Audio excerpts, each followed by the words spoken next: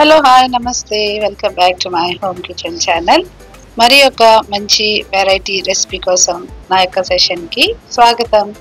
ఈరోజు నేను క్రిస్పీ దోశ అలానే కారం దోశ ఇక 2 వెరైటీస్ని వీటితో పాటు సైడ్ డిష్గా మంచి కోకోనట్ చట్నీని ఏ విధంగా తయారు చేసుకోవాలో ఈ రెసిపీలో నేను మీకు చూపించబోతున్నాను. సో దోశలు పర్ఫెక్ట్గా క్రిస్పీగా ఎలా రావాలో నేను మీకు మంచిగా టిప్స్తో సహా ఈ వీడియోలో చూపిస్తున్నాను. వచ్చేయండి చూద్దాం. ముందుగా దీనికోసం ఒక కప్పు మినపప్పుని అవి బాగా 2-3 సార్లు వాష్ చేసి 4 గంటల సేపు అయినా సరే నీటిలో వీటిని నానబోసుకోవాలి. ఇవి నానబెట్టిన మినపప్పు అండి. బియ్యాన్ని కూడా ఒక 3 గ్లాసుల బియ్యాన్ని తీసుకుని 2-3 సార్లు బాగా వాష్ చేసి 3 నుంచి 4 గంటల సేపు బియ్యాన్ని నానబెట్టుకోవాలి. ఇవి కూడా నానబెట్టిన బియ్యం అంటే ఇప్పుడు నేను వాటిని గ్రైండ్ చేయకముందు అంటే 10 నిమిషాల ముందు ఒక 1 టేబుల్ స్పూన్ అటుకులు తీసుకున్నాను. అంటే ఒక పెద్ద గరిటెడు అటుకులు తీసుకొని వాటిలో ఉండేటువంటి ఆ మురికి అంతా కూడా పోయేంత వరకు బాగా 2-3 సార్లు బాగా వాష్ చేసి వాటిని కూడా నీళ్లు పట్టి ఒక 10 నిమిషాల సేపు నానబోసుకోవాలి. వాటి కోసం నానబెట్టిన నీళ్ళంతా కూడా బాగా చక్కగా తేట కలర్ వచ్చేంత వరకు వాటిని వాష్ చేయండి.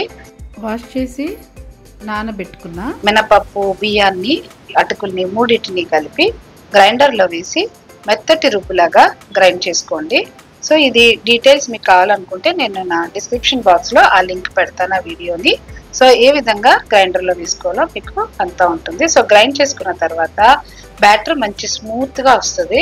ఆ స్మూత్ బ్యాటర్ని ఈ విధంగా ఒక గిన్నెలోకి తీసుకొని పక్కన పెట్టేసుకోండి.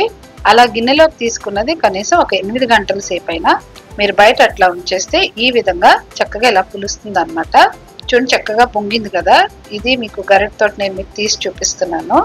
ఈ విధంగా పొంగితే దోశలు చాలా పర్ఫెక్ట్గా క్రిస్పీగా చాలా టేస్టీగా కూడా ఉంటాయి.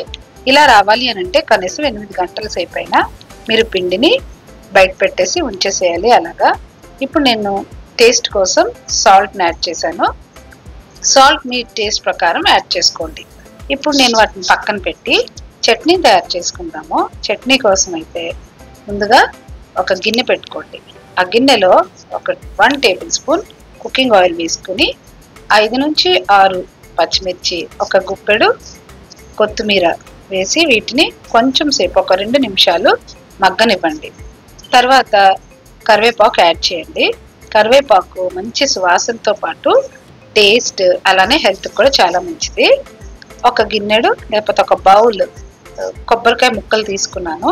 మీ కొబ్బరి తురుము తీసుకున్నా పర్వాలేదు. సో మీ ఇలా కొబ్బరి ముక్కల్ని మంచి ఫ్రెష్ కొబ్బరిని తీసుకొని ముక్కలుగా చేసి వేయించుకోండి.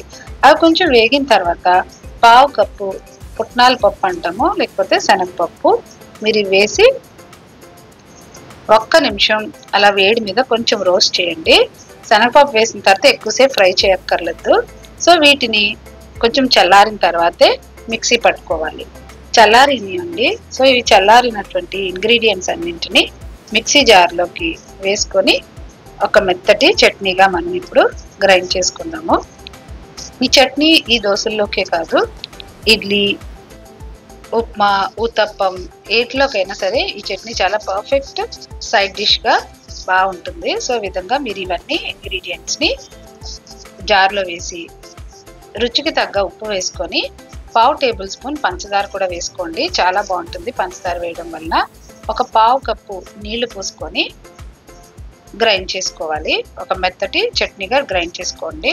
ముందే ఎక్కువ నీళ్లు పోసేయకండి. కొద్ది కొద్దిగా నీళ్లు పోసుకుంటూ చట్నీని గ్రైండ్ చేసుకోవడం వల్ల అన్ని ఇంగ్రీడియంట్స్ చక్కగా గ్రైండ్ అయ్యి ఒక మెత్తటి పేస్ట్ లాగా మనకి వస్తుంది. చూడండి ఎంత చక్కగా వచ్చింది. ఈ విధంగా ఉంటే సరిపోతుందండి. ఇప్పుడు మనం ఈ చట్నీని ఒక బౌల్లో ట్రాన్స్ఫర్ చేసుకుందాం.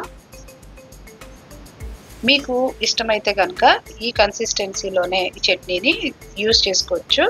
కాకపోతే కొద్దిగా వాటర్ యాడ్ చేసుకుంటే ఇంకొంచెం ఎక్కువ బాగుంటుంది. మీకు దోశల్లో కానీ ఈ టిఫిన్స్లో కానీ నంజుకోవడానికి బాగుంటుంది అనమాట. నేను కొద్దిగా వాటర్ పోసి జార్లో ఉన్నటువంటి చట్నీని అంతటినీ కూడా ఈ విధంగా బౌల్లోకి ట్రాన్స్ఫర్ చేశాను. వాటర్ని మీరు మీ యొక్క టేస్ట్ ప్రకారం అడ్జస్ట్ చేసుకోండి. ఇప్పుడు నేను చట్నీకి తాలింపు వేస్తున్నాను.